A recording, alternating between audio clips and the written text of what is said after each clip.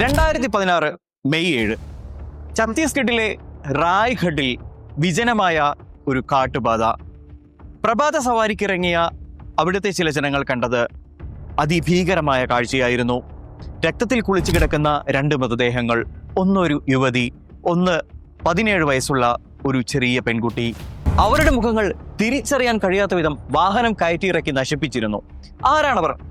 ഈ വിജനമായ കാട്ടുപാതയിൽ അവർക്ക് എന്താണ് സംഭവിച്ചത്?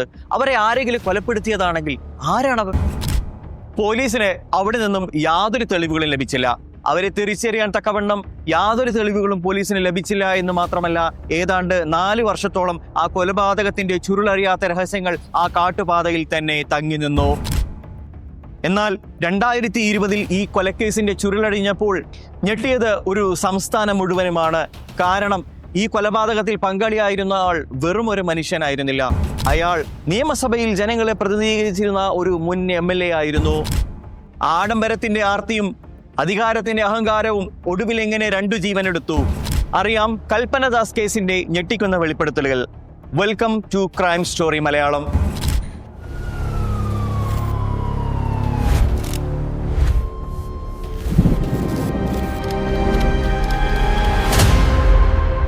പിതാവ് രുദ്രാക്ഷദാസിന് തൻ്റെ മകളെ പഠിപ്പിച്ച് വലിയ നിലയിൽ എത്തിക്കണമെന്നുള്ള വലിയ ആഗ്രഹമായിരുന്നു.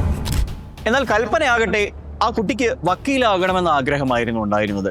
അങ്ങനെ പഠിച്ച് ആ കുട്ടി LLB കോളേജിലെത്തുകയാണ്. കൽപ്പന കോളേജിലെത്തിയ കാലഘട്ടത്തിലാണ് കാര്യങ്ങൾ മാറി മറിയുന്നത്. സുനിൽ ശ്രീവാസ്തവ എന്ന ഒരു ചെറുപ്പക്കാരനുമായിട്ട് ഈ പെൺകുട്ടി പ്രണയത്തിലാവുന്നു. കുടുംബത്തിന്റെ എതിർപ്പുകൾ മറികടന്ന് ഈ പെൺകുട്ടി ആ യുവാവിനെ തന്നെ വിവാഹം കഴിക്കുന്നു. കുറച്ചു കാലം കഴിഞ്ഞ സമയത്ത് ഇവർക്കൊരു പെൺകുട്ടി ജനിക്കുന്നുമുണ്ട്. എന്നാൽ പതിയെ കുടുംബജീവിതത്തിൽ ചെറിയ സ്വാരസ്യങ്ങൾ വന്നു തുടങ്ങി. അതായത് ഈ ചെറുപ്പക്കാരന്റെ വരുമാനത്തിലുള്ള ചെറിയ കുറവും ഈ പെൺകുട്ടിയുടെ അതിമോഹവുമാണ് എന്ന് നമുക്ക് പറയാം. ഉയർന്ന ചിന്താഗതിയും ആഡംബര മോഹങ്ങളുമായിരുന്നു ഈ പെൺകുട്ടി ആ പുരുഷനിൽ നിന്ന് പ്രതീക്ഷിച്ചത്. എന്നാൽ ജീവിതത്തിൽ ലഭിച്ചത് നേരെ തിരിച്ചും. അതുകൊണ്ട് തന്നെ ഒട്ടും കാക്കാതെ ഈ പെൺകുട്ടി ഇയാളെ ഉപേക്ഷിച്ച് തൻ്റെ വീട്ടിലേക്ക് തിരികെ മടങ്ങി പോവുകയാണ്. ജീവിതത്തിൽ എങ്ങനെയെങ്കിലും വലിയ പണക്കാരിയാവണം, ആഡംബരമായി ജീവിക്കണം എന്നുള്ളത് മാത്രമായിരുന്നു ഈ പെൺകുട്ടിയുടെ പിന്നീടുള്ള ലക്ഷ്യം. അതിനുവേണ്ടി അവൾ കണ്ടെത്തിയ ഒരു കുറുക്കുവഴി എന്ന് പറയുന്നത് ഒഡീഷയിലെ ബ്രിജ്രാജ് മണ്ഡലത്തിലെ 3 തവണ MLA ആയി ജയിച്ചിട്ടുണ്ടായിരുന്ന അനൂപ് കുമാർ സായി എന്ന രാഷ്ട്രീയ പ്രവർത്തകനുമായി ഈ പെൺകുട്ടി പരിചയത്തിലാവുന്നു. വിവാഹിതനും 2 കുട്ടികളുടെ പിതാവുമായിരുന്ന അനൂപ് കുമാർ സായി എന്നാൽ ഈ പെൺകുട്ടിയുടെ ശരീര സൗന്ദര്യം കണ്ട് അതിൽ മതിമറന്നു പോവുകയാണ്. താമസിയാതെ ഇയാളുടെ ആഡംബര ഫ്ലാറ്റിൽ ഈ പെൺകുട്ടിയെ താമസിപ്പിക്കുന്നു. അധികാരവും പണവുമുള്ള സായിയോട് ഈ കൽപ്പന എന്ന് പറയുന്ന പെൺകുട്ടിക്ക് മാനസികമായും ശാരീരികമായും വളരെ നല്ല ഒരു അടുപ്പം ഇവിടെ രൂപപ്പെടുകയാണ്. വില കൂടിയ വസ്ത്രങ്ങൾ, വണ്ടികൾ, പണം എന്നിങ്ങനെ തുടങ്ങി ആഡംബരത്തിന്റെ അങ്ങേയറ്റം എന്താണെന്ന് കൽപ്പനയെ സായി കാണിച്ചു. അതുകൊണ്ട് തന്നെ ഇവർ വർഷങ്ങളോളം ആ ഫ്ലാറ്റിലും അതേപോലെ തന്നെ ഇദ്ദേഹത്തിന്റെ ഫാം ഹൗസിലുമായി വളരെ സന്തോഷത്തോടുകൂടി ജീവിച്ചു. മാത്രമല്ല കൽപ്പനയ്ക്ക് നേരത്തെ ആ യുവാവിലുണ്ടായ പെൺകുട്ടിയെ ഇവർ സ്വന്തം മകളെ പോലെയാണ് സംരക്ഷിച്ചു പോകുന്നത്. അങ്ങനെ വർഷങ്ങൾ കടന്നുപോയി. 2016 കാലഘട്ടമായപ്പോഴേക്കും കൽപ്പനയുടെ സ്വഭാവത്തിൽ ചില മാറ്റങ്ങൾ കണ്ടു തുടങ്ങുകയാണ്. അവർ സായിയോട് മറ്റു ചില കാര്യങ്ങൾ കൂടി ആവശ്യപ്പെടുന്നു. എനിക്ക് ഇങ്ങനെ നിങ്ങളുടെ വെപ്പാട്ടിയായിട്ട് ജീവിക്കാൻ താല്പര്യമില്ല. ഇനി ഇതങ്ങോട്ട് ഔദ്യോഗികമായിട്ടുള്ള കാര്യങ്ങൾ മാത്രം മതി. നിങ്ങൾ അല്ലാത്ത രീതിയിൽ എന്നെ സമീപിക്കാൻ നോക്കുകയാണെങ്കിൽ ഞാൻ സമ്മതിക്കുകയുമില്ല. നിങ്ങൾ എന്നെ വിവാഹം കഴിക്കണം, ഔദ്യോഗികമായി നിങ്ങളുടെ ഭാര്യയായി പ്രഖ്യാപിക്കണം. മാത്രമല്ല ഭുവനേശ്വറിലുള്ള ആ വലിയ ഫ്ലാറ്റ് എൻ്റെയും മകളുടെയും പേരിൽ എഴുതി തരികയും വേണം. ഇങ്ങനെ നീണ്ടു പോയി കൽപ്പനയുടെ ഓരോരോ ആവശ്യങ്ങൾ.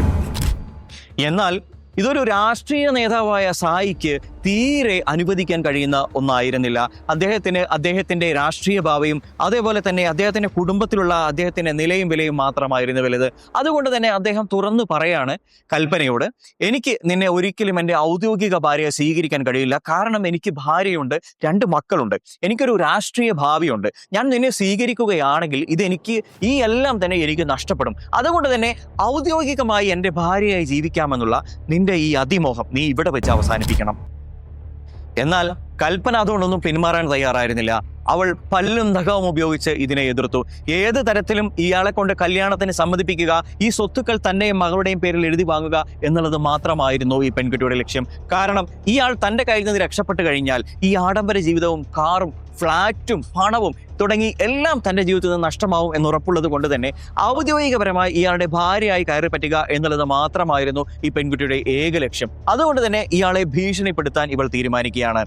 നമ്മൾ തമ്മിലുള്ള രഹസ്യ ഫോട്ടോസും വീഡിയോസും എല്ലാം ഞാൻ പബ്ലിക്കായി പുറത്തു വിടുമെന്ന് പറഞ്ഞുകൊണ്ട് സായിയെ ഈ പെൺകുട്ടി മനഃപൂർവ്വമായിട്ട് ബ്ലാക്ക്മെയിൽ ചെയ്യാൻ വേണ്ടി ശ്രമിക്കുകയാണ്. ഇവിടെയാണ് കഥയിലെ ക്രൂരമായ വഴിത്തിരിവ് ആരംഭിക്കുന്നത്. തൻ്റെ ജീവിതത്തിലെ വിലങ്ങുതടിയായി മാറിയിരിക്കുന്ന തൻ്റെ കാമുകിയെ എന്നേക്കുമായി ഇല്ലായ്മ ചെയ്യാൻ വേണ്ടിയിട്ട് സായി എന്ന് പറയുന്ന ഈ രാഷ്ട്രീയ പ്രവർത്തകൻ തീരുമാനിക്കുകയാണ്. അദ്ദേഹം ഒന്ന് മനസ്സ് വെച്ചിരുന്നെങ്കിൽ ഇതിനു മുന്നേ തന്നെ ഈ പെൺകുട്ടിയെ ഇല്ലായ്മ ചെയ്യാമായിരുന്നു. എന്നിട്ട് പോലും ഒത്തുപോവുകയാണെങ്കിൽ ഒത്തുപോകട്ടെ എന്ന് കരുതിക്കൊണ്ട് മാത്രമാണ് ഈ പെൺകുട്ടി ബ്ലാക്ക്മെയിൽ ചെയ്തിട്ട് പോലും ഇയാൾ പിടിച്ചു നിൽക്കാൻ തീരുമാനിച്ചത്. എന്നാൽ ഈ പെൺകുട്ടി തൻ്റെ ജീവിതത്തിൽ ഒരു വിലങ്ങ് തടിയായി മാറുമെന്നും തൻ്റെ രാഷ്ട്രീയ ഭാവിക്കും തൻ്റെ കുടുംബ ജീവിതത്തിനും എല്ലാ തരത്തിലും ഭീഷണിയായി മാറുമെന്നുള്ള കണ്ടീഷൻ വന്ന സമയത്ത് ഇദ്ദേഹം അതിക്രൂരമായ വെൽ പ്ലാൻഡോടുകൂടി ഒരു മർഡർ പ്ലാൻ ചെയ്യാണ്. അദ്ദേഹം തയ്യാറാക്കിയ പ്ലാൻ ഇപ്രകാരമായിരുന്നു. ഒരു ദിവസം രാത്രി കൽപ്പനയെയും മകളെയും ഫ്ലാറ്റിലേക്ക് വിളിപ്പിച്ചു. എന്നിട്ട് അവരോട് പറഞ്ഞു, നമ്മൾ തമ്മിലുള്ള പ്രശ്നങ്ങൾ ഇന്നിവിടെ വെച്ച് പറഞ്ഞു തീർക്കാം. മാത്രമല്ല എൻ്റെ സ്വത്തുക്കളും സമ്പാദ്യങ്ങളുമെല്ലാം നിൻ്റെയും മകളുടെയും പേരിൽ ഞാൻ എഴുതി വെക്കാം. നമുക്ക് ദൂരെയുള്ള ഒരു ക്ഷേത്രമുണ്ട്, അവിടെ പോയി കല്യാണം കഴിക്കാം. ഇത്രയും പറഞ്ഞുകൊണ്ട് തൻ്റെ ബൊലേറോ കാറിൽ കയറ്റി ഈ പെൺകുട്ടിയെയും അതേപോലെ ഈ സ്ത്രീയെയും ഇവർ ദൂരത്തേക്ക് കൊണ്ടുപോവുകയാണ്. അനൂപ് സായും അതേപോലെ തന്നെ ഡ്രൈവർ ബർദനുമായിരുന്നു ഈ വാഹനം ഓടിച്ചുകൊണ്ടിരുന്നത്. ഇവർ ഏകദേശം അർദ്ധരാത്രിയായ സമയത്താണ് വീട്ടിൽ നിന്ന് ഇറങ്ങിയിട്ടുണ്ടായിരുന്നത്. ഇപ്പോൾ ഏകദേശ സമയം ഓൾമോസ്റ്റ് ഒരു 2:30-3 മണി സമയമാണ്. ഛത്തീസ്ഗഡ് അതിർത്തിയിലുള്ള റായ്ഗഡിൽ എത്തുന്ന സമയത്ത് വിജനമായ കാട്ടുപാതയിലെത്തിയപ്പോൾ ഇവർ മെല്ലെ വണ്ടി ഒന്ന് സൈഡാക്കുകയാണ്. യാത്രയുടെ ക്ഷീണത്തിൽ തളർന്ന് ഉറങ്ങുകയായിരുന്ന ആ അമ്മയെയും മകളെയും തൽക്ഷണം ആ വാഹനത്തിൽ നിന്ന് ഡ്രൈവറും അതേപോലെ തന്നെ സായിയും കൂടെ ചേർന്ന് പിടിച്ചു വലിച്ച് റൂട്ടിലേക്ക് ഇട്ടു. പിന്നീട് തങ്ങളുടെ കയ്യിലുണ്ടായിരുന്ന ഇരുമ്പ് വടി കൊണ്ട് ശക്തമായി ഇവരെ രണ്ടുപേരെയും അടിക്കുകയാണ്. അടിച്ചൊന്ന് ഉറക്കെ കരയാനോ ഒന്ന് നിലവിളിക്കാനോ കഴിയാത്ത രീതിയിൽ ഇവർ രണ്ടുപേരും അവിടെ തളർന്നു വീഴുകയാണ്. പിന്നീട് ഇവർ രണ്ടുപേരും ചേർന്ന് വാഹനത്തിൽ കയറാണ്. ഈ ബോഡി തിരിച്ചറിയാതിരിക്കാനും ഇത് കൊലപാതകമാണെന്ന് തിരിച്ചറിയാതിരിക്കാനും വേണ്ടി ഇവർ ഈ പെൺകുട്ടിയുടെയും അതേപോലെ തന്നെ ഈ കൽപ്പനയുടെയും ശരീരത്തിലൂടെ നിരവധി തവണ വാഹനം കയറ്റി ഇറക്കി. മുഖത്തുകൂടെയും ശരീരത്തിൻ്റെ പല ഭാഗങ്ങളുടെയും ഒരിക്കലും ഈ മൃതദേഹങ്ങൾ തിരിച്ചറിയരുത് എന്ന ഉദ്ദേശത്തോടുകൂടി പല തവണ ഈ വാഹനം കയറ്റി ഇറക്കി ആ 2 ശരീരങ്ങൾ മാക്സിമം നശിപ്പിക്കാവുന്ന രീതിയിൽ നശിപ്പിച്ചു. പിന്നീട് തെളിവുകൾ നശിപ്പിച്ചുകൊണ്ട് ഇവർ വാഹനം എടുത്തിട്ട് അവിടെ നിന്ന് കടന്നു കളഞ്ഞു. തുടക്കത്തിൽ റായ്ഗഡ് പോലീസ് ഫയലുകൾ ഒത്തിരി പരിശോധിച്ചെങ്കിലും ഈ കേസ് ഇതിൽ ആരാണ് മരണപ്പെട്ടത്, എങ്ങനെ മരണപ്പെട്ടു എന്ന് തുടങ്ങിയിട്ടുള്ള നിരവധി കാര്യങ്ങളിൽ പോലീസ് കൺഫ്യൂഷൻ ഉണ്ടായിരുന്നു. ഏകദേശം 700ഓളം ഫയലുകൾ പരിശോധിച്ച പോലീസ് ആരാണെന്ന് തിരിച്ചറിയാൻ കഴിയാത്ത രീതിയിൽ ഈ ഫയല് അജ്ഞാത മൃതദേഹം എന്ന രീതിയിൽ അവിടെ മാറ്റിവെച്ചു. ഒരുപാട് കാലം, ഏകദേശം 4 വർഷത്തോളം കാലം ഈ കേസ് ഫയല് പോലീസ് ഡയറിയിൽ കിടന്ന് ഉറങ്ങി.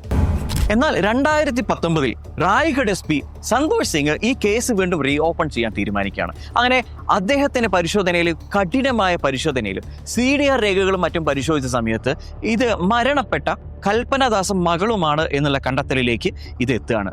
4 വർഷമായി ഉറങ്ങിക്കിടന്ന ഈ കേസ് ഫയലിനെ സംബന്ധിച്ചിടത്തോളം ഇത് വലിയൊരു വഴിത്തിരിവായിരുന്നു.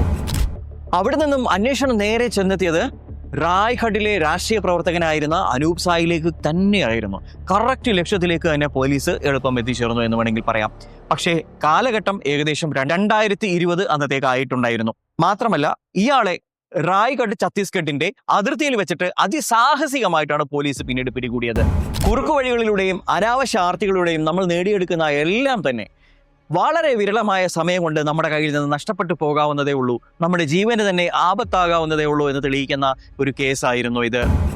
കൽപ്പനദാസ് എന്ന യുവതിയുടെ ആഡംബരമോഹവും അതേപോലെ തന്നെ സായി എന്ന രാഷ്ട്രീയ പ്രവർത്തകന്റെ അധികാര ദുർവിനിയോഗവുമാണ് ഈ കേസിലൂടെ നമുക്കിവിടെ കാണാൻ കഴിഞ്ഞത്. പ്രിയപ്പെട്ടവരെ, കൽപ്പനദാസ് എന്ന പെൺകുട്ടിയുടെയും മകളുടെയും കൊലപാതകത്തിനെ കുറിച്ചുള്ള നിങ്ങളുടെ അഭിപ്രായങ്ങൾ എന്തൊക്കെയാണെന്നുള്ളത് ഈ വീഡിയോയ്ക്ക് താഴെ കമന്റ് ചെയ്യാൻ മറക്കരുത്. ഞങ്ങളുടെ ചാനൽ സബ്സ്ക്രൈബ് ചെയ്യാതെയാണ് നിങ്ങൾ വീഡിയോ കാണുന്നതെങ്കിൽ തീർച്ചയായും ഞങ്ങളുടെ ചാനൽ സബ്സ്ക്രൈബ് ചെയ്ത് ഞങ്ങളെ സപ്പോർട്ട് ചെയ്യണമെന്ന് വിനീതമായി അപേക്ഷിക്കുന്നു. നാളെ നല്ലൊരു വീഡിയോയുമായി വീണ്ടും കാണാം. അതുവരേക്കും ഗുഡ് ബൈ.